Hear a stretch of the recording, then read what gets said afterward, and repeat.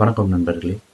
வால் என்ற சொல்லுக்கு எட்டிமாலஜிக்கல் அகராதி கூறக்கூடிய பொருள் என்ன அப்படிங்கிறத முதல்ல பார்ப்போம். வால், rampart, dike, earthwork, natural as well as man-made, dam, cliff, rocky shore, also defensive fortification around a city, side of a building. From Latin vallum, wall, rampart, row or line of stakes. Apparently a collective form of vallus, stake from PAE, also post. அதாவது வால் அப்படிங்கிறது இரண்டு வீட்டுக்கோ, அதாவது இரண்டு கட்டிடங்களுக்கோ, இரண்டு நாட்டுக்கோ அல்லது இரண்டு ஊர்களுக்கோ இடையில் அறியப்படும் ஒரு தடுப்பு சுவர் அப்படிங்கிறது தான். அது இயற்கையான தடுப்பாகவும் இருக்கலாம் அல்லது செயற்கையான தடுப்பாகவும் இருக்கலாம். பொதுவாகவே நாடு மற்றும் ஊர்களின் எல்லையெல்லாம் பார்த்தீங்க அப்படின்னா இயற்கையாக அறியப்படும் ஆறு, கடல், மலைப்பகுதிகளை கொண்டே அதன் எல்லைகள் வரையறுக்கப்பட்டுள்ளதை நாம் கண்கூடாக பார்க்க இயலும். ஒரு ஊருக்கோ நாட்டுக்கோ இடையே அமையக்கூடிய ஒரு எல்லை அப்படிங்கிறது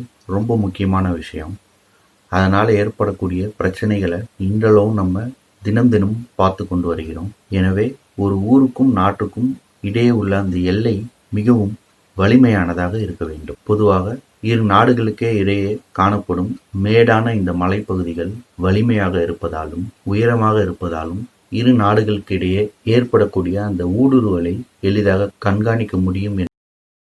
தமிழில் உள்ள வல் என்ற சொல்லுக்கு வல் வலிமை, திறமை என்பதும், வல் மேடை குறித்தும் அறியப்படும் ஒரு சொல்லாக காணப்படுகிறது. இந்த வல் என்ற சொல்லே வலிமையாலும் மேடுகளை குறித்து தடுப்பாக அறியப்பட்டு ஆங்கிலத்தில் வால் என்ற சொல்லை தகவமைத்துக் கொண்டது. வல் என்ற சொல்லே வால் என்று ஆங்கிலத்தில் அறியப்பட்டுள்ளது. ஆங்கிலத்தில் அறியப்படும் வால் என்ற சொல் ஸ்வீடிஷ், டேனிஷ், லத்தீன், ஜெர்மானியம் போன்ற மொழிகளில் வல் என்றே அறியப்பட்டு ஆங்கிலத்தில் வரும்போது வால் என்று அறியப்பட்டதை இங்கு நோக்க வேண்டும். வல் என்பதற்கு rampart, dike, earthwork, natural as well as man-made என்று சொல்லப்படுவதையும், defensive fortification around a city, side of a building அப்படின்ட்டு வலிமையான தடுப்பு சுவர் அப்படிங்கிறத இங்கு குறிப்பிட்டதையும் வல் என்ற சொல்லே வால் என்று ஆங்கிலத்தில் ஆனதை மேலும் உறுதி செய்கிறது. ஆக வால் என்பது தமிழ் சொல்லே.